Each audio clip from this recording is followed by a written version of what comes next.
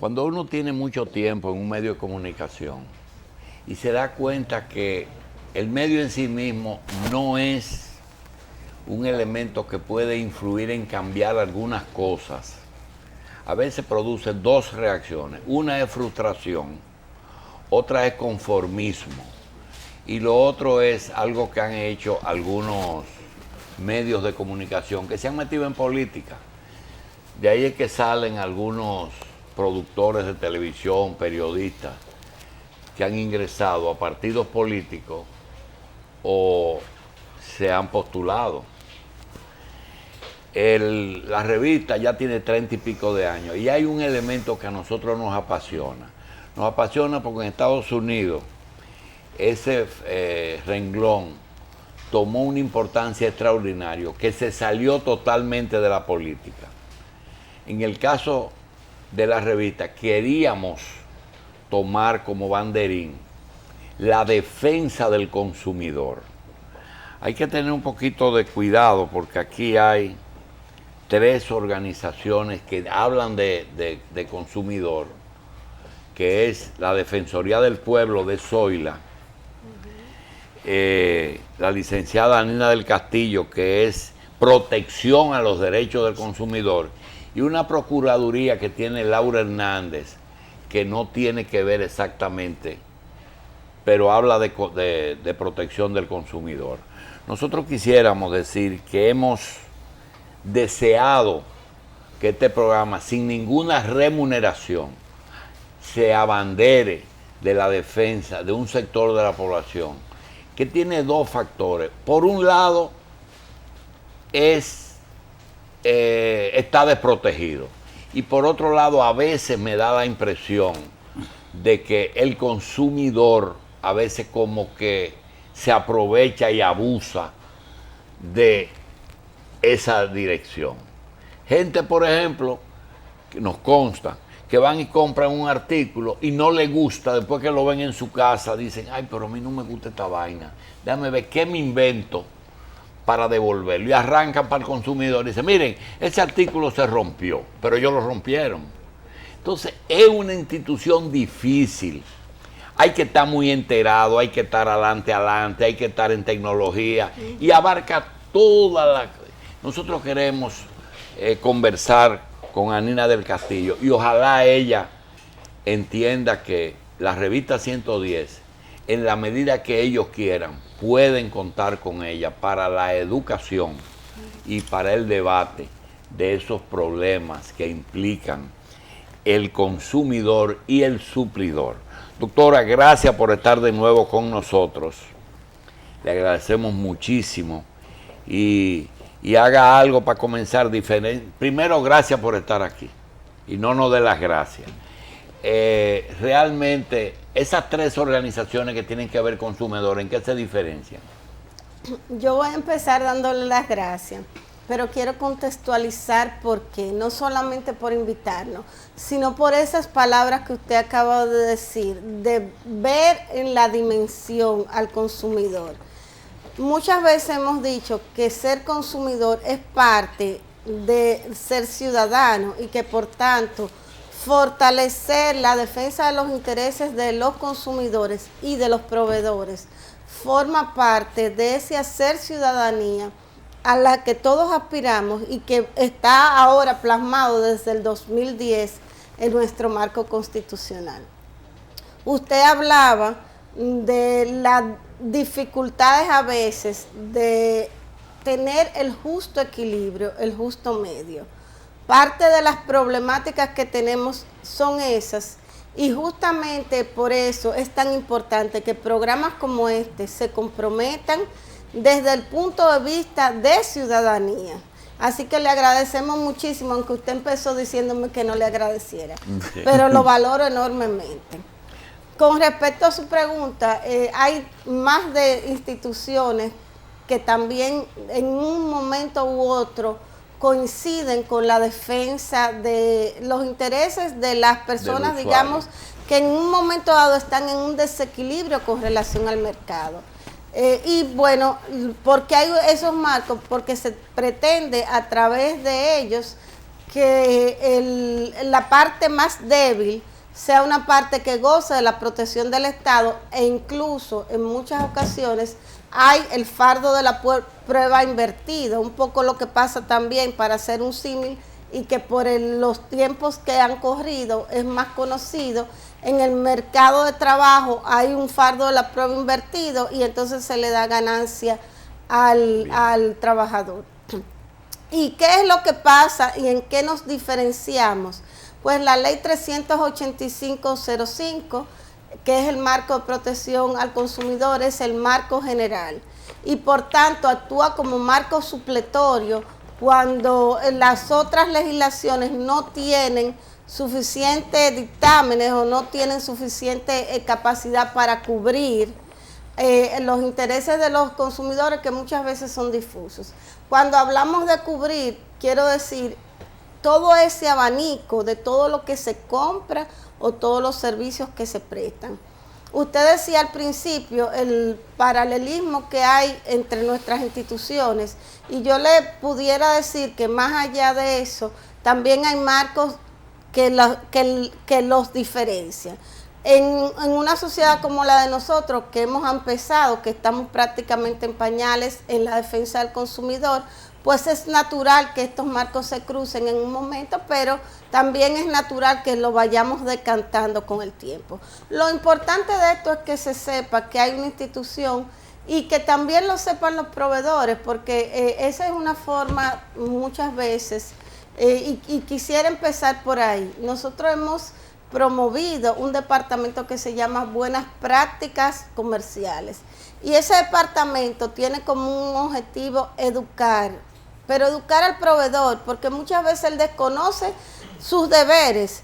Hay muchas leyes, usted ya mencionaba 3, pero yo le puedo decir muchísimas más, que también implican una serie de obligaciones para ese que presta el servicio, ese que vende el bien, y que por tanto, en ausencia del conocimiento de qué es lo que se trata, puede infringirla. Entonces nosotros tenemos un activo departamento de educación al consumidor, pero también hemos creado un departamento de promoción de buenas prácticas comerciales para lograr ese justo equilibrio. Bien, doctora, mire, hay algunas posiciones que en el país se hacen, como presidente de la República, fiscal de la capital o directora nacional de protección al consumidor, que yo no le tengo nada de envidia por la gran cantidad de problemas que ustedes tienen que afrontar. Mire, no hay dinero que se pague, no hay forma de quedar bien con todo el mundo, pero es un trabajo que hay que hacerlo.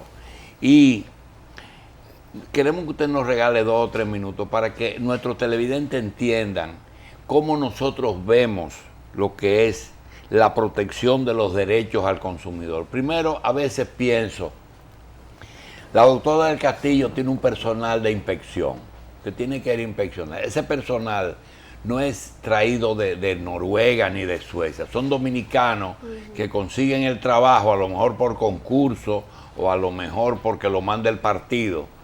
Y esa gente tiene en su cabeza la fuente de ingreso adicional que ellos pueden entender si se doblan frente a los que ellos tienen que inspeccionar. Una fábrica de cuartos, si ellos tienen que negociar con todo el mundo, consiguen muchísimo dinero. Entonces tienen que luchar por la idoneidad de su propio personal. Ese es el primer problema. El segundo es el temor de que la demagogia y defender al más débil impere allá, no al que tiene razón. Yo tengo un negocio que me costó $100 millones, un negocio que paga impuestos, y en la puerta alguien decide poner un tarantín. Dice, pero es un padre de familia, y va al consumidor y dice, mire doctora, pero es que me están poniendo un tarantín que vende los mismos artículos que yo y no paga impuestos y vende vaca y eso. Entonces, todas esas alteraciones, el carro, me encantaría tener una Range Rover. Y tengo los cuartos para la Range Rover. Y mira, tienen una cosa que dice que paguen en el 17. y cojo ciego, enamorado de la Range Rover, el sentimiento, el factor humano que puede estar imbuido el que compra sin averiguar primero si esa Range Rover tiene los servicios que implica el precio. Estoy pagando $150,000 por un vehículo y su servicio por 10 años. Entonces empieza, eso no está incluido. Eso se coge 10 meses para traer la pieza de Irlanda del Norte. Entonces, todos esos problemas llegan a diario, pero no solamente, sino que el paciente que va y le dice, doctora, tengo el problema de que me cobraron un copago. Bueno, vete donde Nelsida, por lo menos usted manda para otra institución, ahí puede salirse de ese problema. Pero la mala práctica vaya. Son tantas las cosas. ¿Cómo ustedes pueden decirle al país realmente cuáles son las delimitaciones de esa dirección? Yo le decía hace un momento que nosotros somos supletorios en muchísimas cosas y por tanto, más que esas que usted mencionaba, nos llegan muchísimas. Lo cierto es que Proconsumidor está para todo lo que se compra y todo lo que se paga. Y por eso la dimensión de la institución y quizás los símiles que usted presenta tienen la verdad que todas las complicaciones, la Fiscalía del Distrito, la Presidencia de la República. Pero lo importante es que sepamos que hay una institución que con todas las debilidades propias de nuestra naturaleza, ¿verdad? Procura siempre buscar una solución entre las partes. Y fíjese, una de las situaciones que nosotros queremos que se sepa es justamente que la institución existe. Hemos avanzado mucho, pero hay muchísimo desconocimiento sobre la institución y su alcance. Probablemente en la medida que se sepa que existe, se van a complicar las posibilidades de nosotros resolver. Pero las necesidades son tantas y están muchas veces muy insatisfechas. Yo le presento, además de todo ese panorama que ya usted dijo, muchísimas otras. En los servicios de emergencia, una persona asegurada que puede perfectamente ir a la Cisarril o ir donde Nelsida, sí, como usted dice, pero que le piden un pago diario por adelantado, diario y en efectivo. O le pongo otro ejemplo, una persona lleva a su vehículo a reparar a un taller y son cosas cotidianas que nos pasan. Una persona lleva su vehículo a reparar en un taller y el dueño del taller le dice son tantos y te lo entrego en tantos días, pero resulta que pasan los días y no le entregan el vehículo, pero además cuando se lo entregan le dijo que había unos valores adicionales y unas piezas que él compró, pero resulta que compró piezas de segunda mano. Sí. Entonces el vehículo en lugar de arreglarlo lo dañó. Todas estas cosas que pudiéramos extenderla a muchísimas circunstancias, un banquete que tú contratas, que la gente te llevó y una eso va, todo, o sea, todos los hoteles, los servicios de los hoteles. Y carros usados también los carros usados. Tenemos una línea de trabajo como dice Félix, te lo entregué prendido. No, pero peor aún, que se lo venden y después no aparece la matrícula. Ese otro. O sea, que si al otro día de un banquete a todo el mundo le duele la barriga, tienen que llamar a Proconsumidor. Bueno, han habido en muchísimas ocasiones, No, porque también hay cosas que no la transportan con la refrigeración debida. ¿Qué medida está tomando o qué algún plan de contingencia? Porque por ahí viene el Viernes Negro, todo el mundo está ya preparando sus ofertas, todo el mundo también guardando su dinerito para aprovechar algunos especiales. ¿Hay algo especial que Proconsumidor está haciendo para esta fecha? Hace 2 meses empezamos justamente un trabajo con motivo del Viernes Negro y empezamos con los principales proveedores de bienes a decirles que ellos tienen que contemplar para que esa oferta realmente sean unas ofertas adecuadas. Pero además empezamos un trabajo con las asociaciones publicitarias Y le estoy hablando con tiempo para que después no alegar. Continuamos con la revista 110. Doctora, hay un tema que siempre la sociedad dominicana mantiene su reserva, y es el hecho de que muchos de los órganos llamados a ser supervisores de determinados sectores terminan siendo supervisados por ellos. Cuando uno habla de superintendencia de banco, por ejemplo, cuando se habla de el Indotel, para ponerle dos casos concretos en que la gente entiende que más que defender los derechos de los usuarios, se defiende los derechos de los propietarios de los negocios. En el caso de Proconsumidor, ¿usted percibe que hay todavía desconfianza por parte de los usuarios en ese sentido, que creen que ustedes están más cerca de los negocios que de los clientes? Hay mediciones que afirman todo lo contrario. No, al revés. Al revés. O sea, que estamos muy cerca de los consumidores. Que ustedes están cerca del padre de familia y todo el que se queja le dicen que tiene por eso, o sea, las mediciones... pero todas las llamadas que tenemos son de negocios. Sí. Las mediciones indican que estamos muy cerca de los consumidores, de todas estas personas que van y reclaman. Por tanto, nosotros creemos que estamos llegando a cumplir en gran medida lo que es nuestro objetivo. Y quedan esos retos que dice el doctor, o sea, queda ese reto de justamente lograr que la percepción sea igualitaria, porque lo que perseguimos es eso, que haya el respeto del derecho, pero también el respeto del deber cumplido. No hacemos nada con, digamos, torcer la balanza para que en definitiva generemos una situación para eso que decía el doctor, que es así, o sea, hacer negocios es un valor en sí mismo y por tanto nosotros tenemos que aspirar a tener ese justo equilibrio.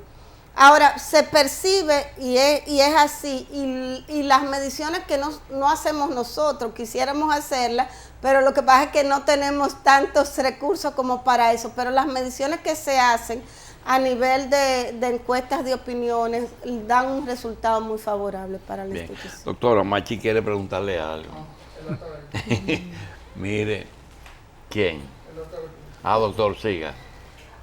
El tema relacionado en una sociedad de libre mercado, donde no hay control de precios y la gente siempre está quejándose del costo de los servicios y de los bienes que adquiere. En el caso de los transportistas, se ha aumentado el pasaje. ¿Es posible que los usuarios se acerquen a Proconsumidor a reclamar su intervención en esta materia? Sí, es posible porque nuestro ámbito de la ley lo prevé. Ahora, el tema del transporte, y lo decíamos tras bastidores, es un tema que tiene múltiples facetas y que intervienen muchísimas otras instituciones gubernamentales, pero nosotros obviamente que somos una voz que como institución tenemos que aportar en el tema de los transportistas y en el tema del transporte en general, porque no es solamente el aspecto del servicio de transporte en la ciudad. Como decíamos al principio, es imposible cubrir todas las expectativas que la gente nos llama. Yo no sé si ir a Indotel a pedir una frecuencia para pasar 24 horas en un programa de este tipo, porque son tantas las quejas, o quizá un día a la semana en la revista, o quizás un pequeño segmento todos los días. Pero mire, doctora, para que solamente en el ratito que usted tiene ahí, los courier, ¿quién garantiza las compras por courier? No los arroceros con la tara que está en manos del molinero. Eso es óyeme bien, el courier que está en Panamá y el arrocero que está en el valle del Yuna. Oigan, otra cosa que eso sí me pidieron ahora mismo por teléfono, que si ustedes tienen en cuenta que nadie que tiene un negocio establecido por años, su negocio es engañar, porque tú puedes engañar a una persona una vez, pero no la puedes engañar constantemente, sobre todo si es un establecimiento que está abierto y cubre todos sus compromisos. Que si ustedes en algún momento entienden que Por ejemplo, no se aceptan compras de menos de 150 pesos con tarjeta. Y se le dice, mire señor, quítese el letrero y acéptela con tarjeta porque la ley lo obliga. No, que el 5%, pues súbale el 5% a la mercancía y así no piensan. O que te dicen que no se aceptan billetes de 2,000 pesos. El billete de curso legal, tú no me puedes decir a mí que no te pague. No, pero tú no me vas a pagar 100 pesos con 2,000 pesos. Doctora, las medicinas. Si las medicinas tienen un control de precio de un 20, de un 30 fijo, ¿cómo es posible que haya el martes de la diabetes y el sábado del hipertenso con de 50% de descuento? Todas esas cosas son de las cosas por las que yo no le tengo envidia. Realmente, ustedes aceptan que hay negocios que no le es negocio engañar. Y no solamente lo aceptamos, sino que parte de lo que ha sido el quehacer de la institución cuando yo he estado al frente en estos ya casi 10 meses, ha sido ese acercamiento con los proveedores, porque mire, nadie quiere engañar. Y no solamente que nadie quiere engañar, sino que los establecimientos se dañan ellos mismos cuando la práctica es una práctica permanentemente engañosa. Y no solamente eso, le digo más, nuestra ley habla de publicidad engañosa. Nosotros hemos hecho énfasis en publicidad responsable. ¿Y por qué? Usted me dirá, pues ¿qué diferencia hay entre engañoso y responsable? No, lo que pasa es que nosotros promovemos que las cosas se hagan bien. No estamos promoviendo, y en eso quiero que se vea ese interés también de llegar a, a no afectar en la medida en que no sea necesario afectar, pero no afectarlo por no afectarlo, sino para que la percepción cambie. Y un poco consono con eso que usted decía, o sea, cuando hablamos de publicidad responsable, estamos hablando de que la gente entiende que quiere hacer la cosa bien. Entonces, cuando hablamos de publicidad engañosa, estamos como ya forzando a que la gente es irresponsable, es tramposa, es demás. O sea, parte de nuestro quehacer es cambiar también la visión de que la gente entiende o que las cosas se hacen mal para sacar un mayor beneficio o que el otro te está engañando. Nosotros pasamos de ser una sociedad hace muy pocos años, una sociedad que éramos una sociedad rural, hemos hecho un tránsito demasiado acelerado. ¿Y cómo ustedes determinan la verdad cuando hay una queja? La verdad, es decir, me vendieron un mueble roto, pero usted lo descubrió un mes después cuando le tocó el segundo pagaré. ¿Cómo ustedes pueden saber cuándo es verdad y cuándo es mentira? No, la verdad es que tenemos unos peritajes y tenemos una vinculación muy estrecha con otras instituciones públicas que también nos facilitan peritos para tratar justamente de llegar. Yo tengo de este anuncio que le voy a enseñar, más amplio, Melvin, nosotros vimos 2 quejas de un inspector. Uno era que querían que este letrero se lo pusieran a todas las neveras Samsung en el local, a todas las que tuvieran ese. Y decía que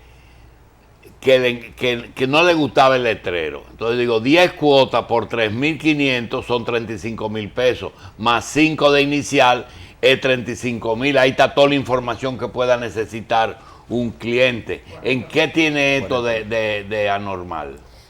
Pudiera darse, doctor, porque ahí parecería 10 cuotas, 3.500, y el inicial no se especifica que va aparte de esas 10 cuotas. O sea, sencillamente es un tema de completar la información. Acuérdense que la información tiene que ser lo suficiente para que la persona tome la decisión de comprar o no comprar. Entonces, en el contexto en que usted lo dice, probablemente habría que ver en cómo estaba planteado eso, porque obviamente en esas circunstancias... Un inicial de 5,000 pesos y 10 cuotas de 3,000, más claro ni el agua. Bueno, habría que ver justamente en el contexto, porque fíjese, es que son detalles en donde sencillamente una persona puede decidir si es así mismo, si son 40,000 o si son 45,000 o si es más de ahí.